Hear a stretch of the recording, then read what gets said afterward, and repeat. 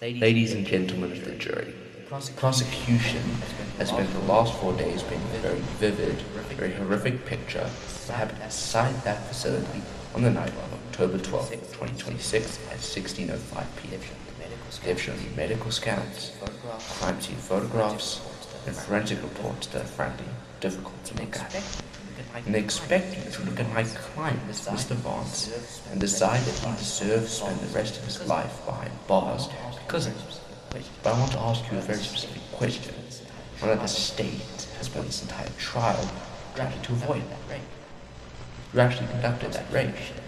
The prosecution wanted to believe it was a coordinated tactical entry by law enforcement, but we have heard the testimony from responding officers.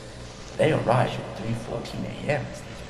By their own admission under oath, the state's primary piece of evidence, an encrypted ledger containing the network's financial records, was already sitting on the hood of their patrol car.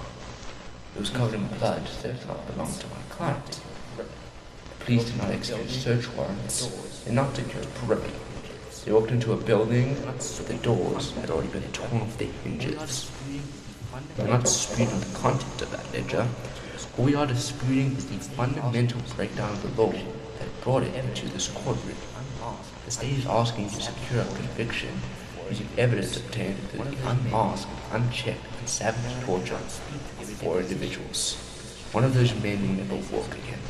Another cannot speak to give a deposition because his jaw was shattered in 3 places before a single officer set foot on that property. If you accept this evidence, you are validating the methods used to retrieve it, doing the state that's perfectly acceptable to bypass the Constitution, bypass the judges, and bypass due process, so long as a nameless masked entity does the dirty work for them and leaves the prize on their doorstep. The law is not a weapon to be wielded by shadows. If the state cannot prove its own case, its own officers, its own warrants, its own legal boundaries, then it has no case at all. You cannot uphold justice behind a monster. For the safety of the law itself, you must return a verdict of not guilty due to the actions of the vigilante known as.